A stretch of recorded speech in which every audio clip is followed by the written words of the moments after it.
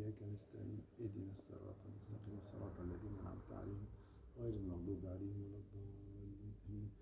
اللهم صل وسلم على سيدنا محمد وعلى آله سبحان ربك رب العزة عما يصفون سلام على المرسلين والحمد لله رب العالمين. On a vu une partie concernant la mission de Sayyidina Muhammad sallallahu alayhi wa sallam. Maintenant les commentaires de l'auteur. Par rapport à la première révélation, on rapporte que l'ange Gabriel demanda au prophète sallallahu alayhi wa sallam de lire à 3 reprises et qu'il le sera très forte et qu'il le sera hein, très, très fort à chaque fois que sa réponse fut négative. Pourquoi l'ange Gabriel le sera-t-il très fort à 3 reprises? Pourquoi? Alors c'est ça la question. Il y a beaucoup d'explications et d'interprétations à ce sujet.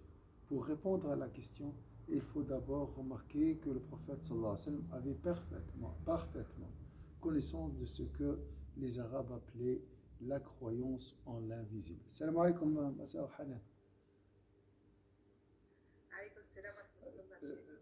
Rani écoute Mawjoud, mais il y avait, j'étais occupé avec quelque chose, c'est pour ça que je n'ai pas pu malheureusement mettre le zoom, Inch'Allah. يعطيك الصحة على الصبر إن شاء الله. السؤال هو لماذا سيدنا جبريل ضغط النبي صلى الله عليه وسلم وضمه إليه 3 مرات. العرب يؤمنون بالغيب, ils ont cette les poètes de l'époque ont souvent mentionné qu'ils étaient inspirés par un djinn, cet invisible qu'il appelait Al-Hatif. Alors ça c'est... Ah oui, le Hatif. Donc les Arabes, العرب يقولون أن لكل شاعر جني ويسمونه الهاتف, يهتف في الأذن.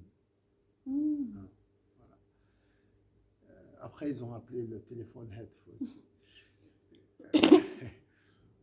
Ils venaient au grand marché de Okaz à la Mecque exposer leur poésie à la critique et à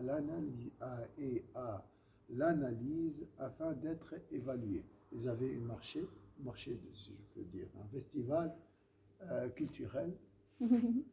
Et la marchandise, c'était la poésie, il n'y a pas d'autre chose. Pas de romans, les Arabes n'ont pas ça. Et voilà, ils sont récompensés ou critiqués. Voilà. Le prophète, sallallahu alayhi wa sallam, qui n'ignorait pas ces spectacles publics, avait ainsi déjà entendu parler du Hatif. Il aurait donc très bien pu interpréter cette première révélation et ce premier contact avec l'ange Gabriel à la lumière de ce type de croyance et croire qu'il s'agissait d'une inspiration de djinn, de diable ou autre. La pensée, c'est quoi ça? C'est nouveau pour le prophète, ça. C'est la première fois. Mais c'est le premier contact avec le monde invisible. C'est pas facile. Réaction tout à fait normale puisqu'il vivait une scène aussi surnaturelle pour la première fois. On pense donc que l'ange Gabriel le sera très fort à 3 reprises afin qu'il comprenne que ce qui lui est arrivé était bien réel.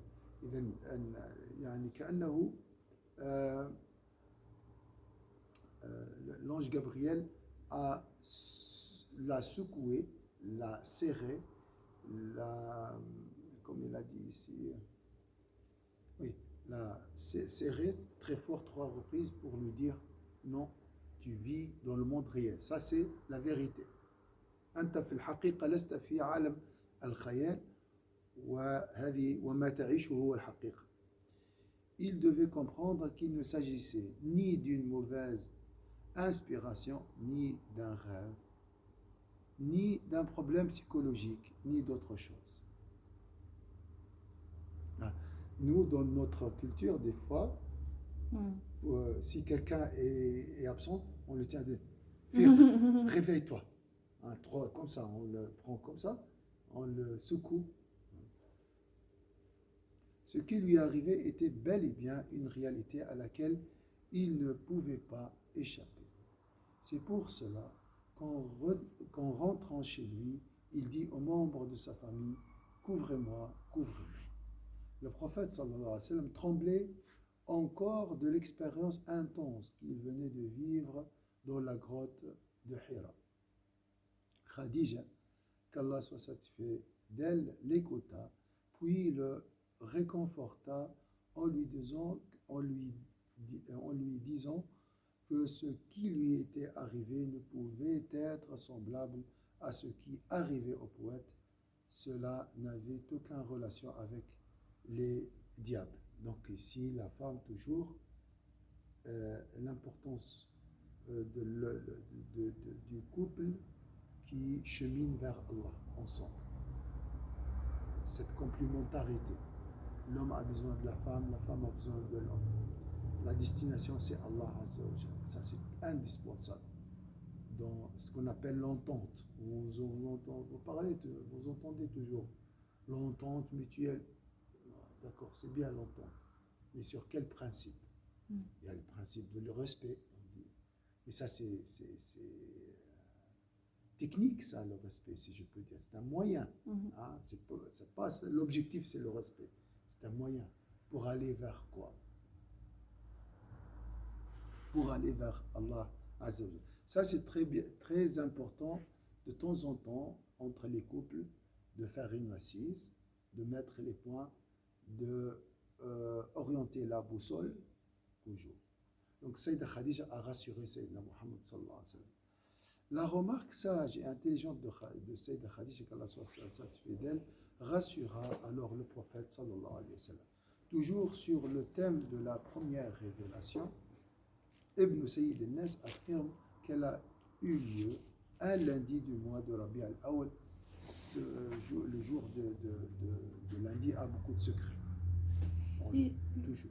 La naissance, le lundi, le décès, c'était lundi, la révélation, c'était lundi. Révélation de Sidna Jibril, c'était lundi. De Rabi al-Awwal. Rabi al-Awwal. Quel jour? Alors ici, on ne dit pas. Je vais voir.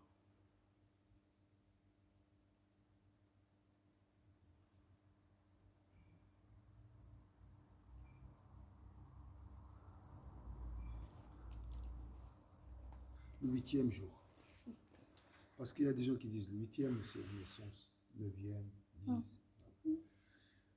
Toujours sur le thème de la première révélation, Ibn Sayyid al-Nas affirme qu'elle a eu un lundi du mois de Rabi al-Awwal. Dans la religion musulmane, la précision des jours n'est jamais fortuite. Lorsqu'il est fait allusion à des jours ou à des nombres précis, il y a des significations à considérer qui dépassent l'intelligence humaine. Seul Dieu les connaît et il les montre ou les cache selon sa volonté. C'est pour cela que certains textes soulignent les spécificités du lundi, du jeudi, du vendredi, etc.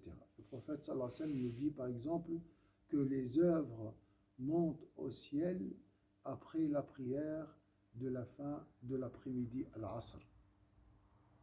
Il s'agit ici d'un mystère que Dieu a dévoilé à ses créatures. Pourquoi pas après Dhuhr? C'est Allah qui sait, il y a un secret ici, comme l'a dit l'auteur. Mais il y en a d'autres qui n'ont pas été dévoilées, comme les raisons qui font que le pèlerin doit faire 7 tours autour du temple sacré lorsqu'il se rend à la Mecque. Pourquoi 7 tours et pourquoi pas 8 ou 9? Les raisons de ces actes ne sont connues que de Dieu. Le fait que la prophétie ait commencé précisément un lundi et pendant le mois de Rabi al-Awwal n'est donc pas anodin. D'ailleurs, Ibn Sayyid al-Nas insiste à la fin de ce chapitre sur la particularité du lundi en disant que le prophète sallallahu alayhi wa sallam est parti de la Mecque un lundi, puis qu'il était entré à Médine un lundi. Il rappelle ensuite indirectement que le prophète sallallahu alayhi wa sallam est mort un lundi. Mais vous voyez la politesse ici, ils ont de la peine à mentionner cette information. Comme s'ils ne veulent pas parler de la mort de Sayyidina Muhammad. Il est vivant, Inch'Allah, avec nous, à travers la pratique de sa sunna. Cette particularité du lundi n'est pas insignifiante et peut expliquer pourquoi le prophète sallallahu alayhi wa sallam s'arrêta quelques jours à Quba avant de rentrer à Médine. Peut-être il a attendu le lundi prochain. Si les actes du prophète sallallahu alayhi wa sallam sont à ce point liés au jour de la semaine, alors cela signifie qu'ils ne sont pas le fruit du hasard et que c'est en réalité Dieu qui lui donne ses instructions. يعني النبي صلى الله عليه وسلم أختي حنان في المدينة انتظر دخل المدينة وظل في قباء إلى يوم الاثنين دخل المدينة. فهذا دلالة على أنه يتبع الوحي في هذه الأيام هناك أسرار. Enfin, Ibn Sayyid al-Nas rappelle qu'il y a beaucoup de divergences sur les dates de ces événements et qu'il tente d'apporter des réponses plus précises dans son œuvre Uyun al-A'tar, je pense. En même temps, il semble nous dire que le plus important n'est pas de connaître ces dates avec exactitude, mais plutôt de retenir ce qu'il mentionne dans Nour al-Uyun, comme le fait que ces événements aient lieu un lundi ou durant le mois de Rabi' al-Awwal. Soulignons aussi que le prophète, que Allah Azza wa Jalla dit, en vérité, le nombre des mois est de 12 auprès de Dieu, ainsi que c'est écrit dans son livre depuis le jour où il a créé les cieux et la terre. Pourquoi 12? Pourquoi pas 11? Pourquoi pas 13? 4 de ces mois sont sacrés. Telle est la religion dans sa rectitude. Le fait que les mois soient au nombre de 12 et que 4 d'entre eux soient sacrés prouve qu'il y a un plan divin à travers l'instauration d'un calendrier lunaire. Pourquoi les musulmans suivent le calendrier lunaire? لماذا عندنا اليومية الهجرية؟ Pourquoi 12 jours? Pourquoi 4 mois sacrés? Les mois existaient avant la création des dieux. Donc, en vérité, le nombre des mois est 12 auprès d'Allah, ainsi que c'est écrit dans le livre depuis le jour où il a créé les cieux. Avec la création, Allah a créé le temps, bien sûr, et a détaillé le temps. Et les Arabes, ils connaissaient les mois avant Sayyidina Muhammad. Oui, c'était comme ça. Et c'est juste qu'ils ne comptaient pas les années. En fait, ils n'avaient pas le calendrier Hijri, parce que Hijri, c'est venu après, ils ont choisi avec Sayyidina Omar et tout. Voilà. Mais les mois, c'était... Ils savaient Muharram, il y avait Rabi al-Awwal, comme ça. Hein? L'année, c'est juste... Ils ont des fois, ils disent l'année de l'éléphant. Ah oui, c'est voilà, vrai. Ça, c'est bon, l'événement. Voilà, c'est tout, ils n'ont pas... à travers l'instauration d'un calendrier lunaire.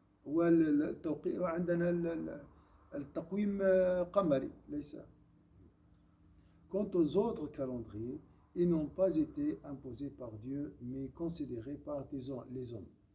Donc ça, c'est, si je peux dire, le calendrier choisi par Dieu. Ce verset souligne clairement que le calendrier lunaire est le calendrier de la création. C'est lié à la création. C'est pourquoi Dieu dit auprès de Dieu. Puis telle est la religion dans sa rectitude. Le terme rectitude, al-qayyim, signifie ici qui se manifeste, qui est perceptible ou qu'on peut apercevoir.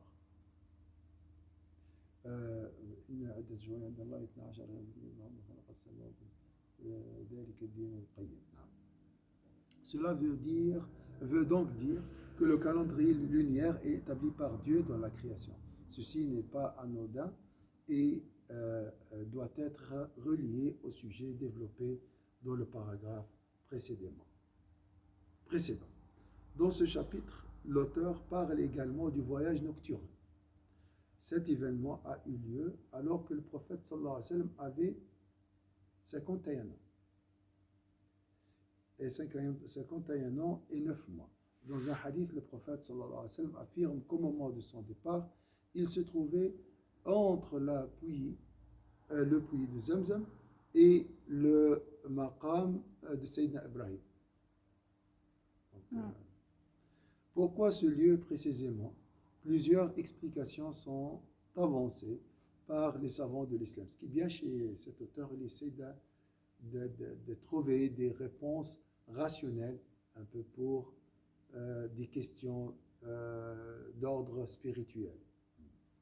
Une des plus importantes est qu'un départ de ce lieu symbolise le départ de message de l'islam vers l'universalité. Donc, de la Mecque vers le monde. Il ne pouvait donc se faire qu'en reconnaissant les fondements d'Abraham, père d'Ismaïl et d'Isaac.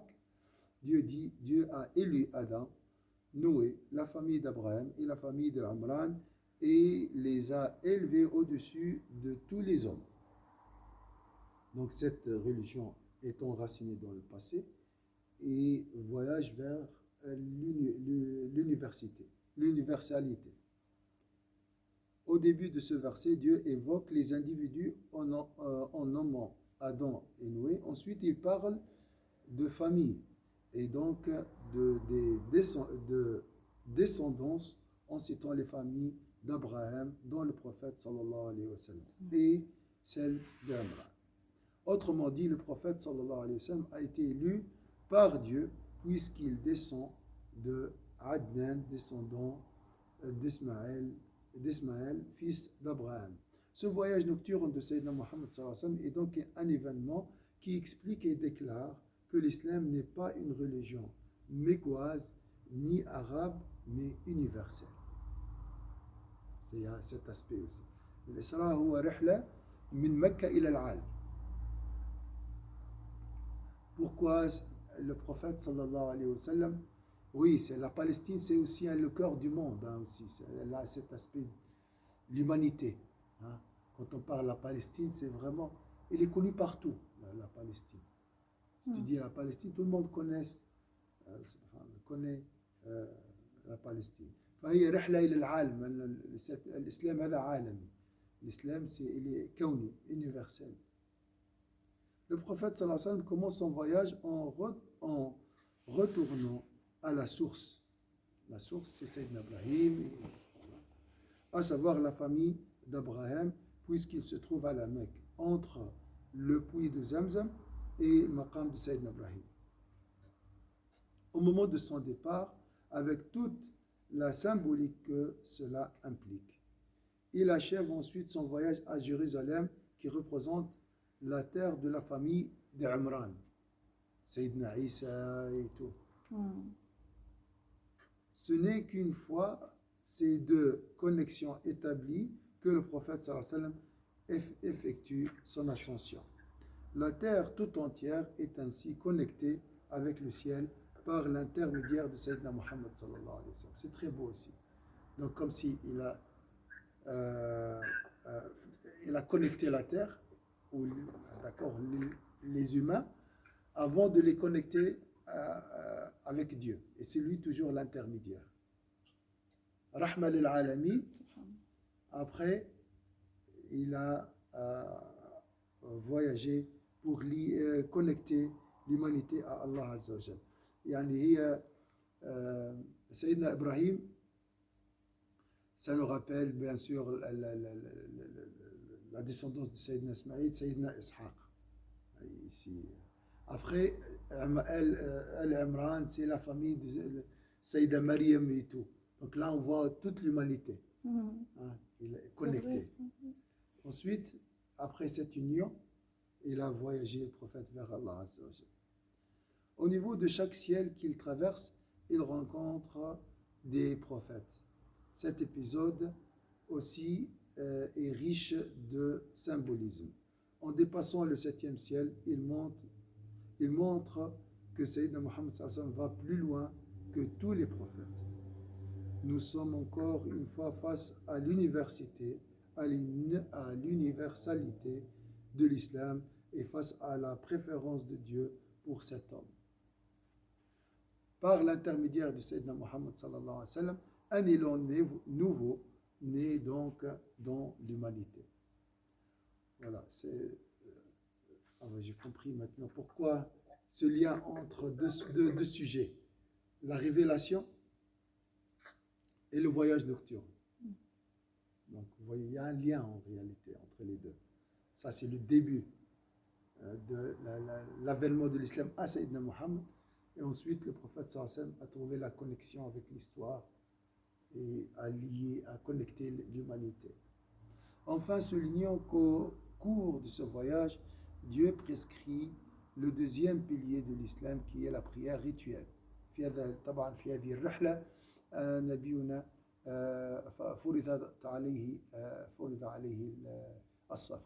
الصلاة.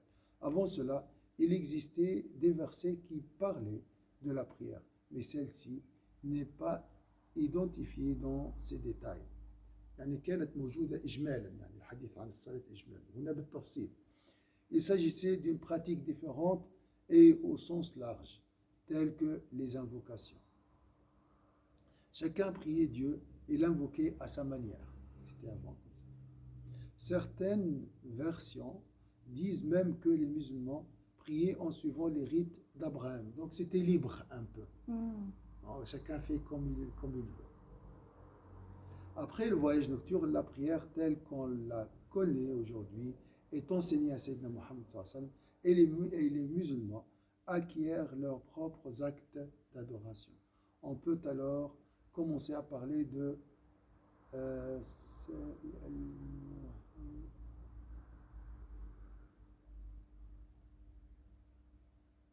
j'arrive pas à lire les phonétiques là, la loi et le culte mohammédien. Le voyage nocturne vient donc nous dire que le plus important dans cette loi et culte mohammedienne, c'est la prière rituelle appelée salat. Voilà pour aujourd'hui. Les batailles du prophète sallallahu alayhi wa sallam, c'est la prochaine fois. Est-ce que vous avez une remarque?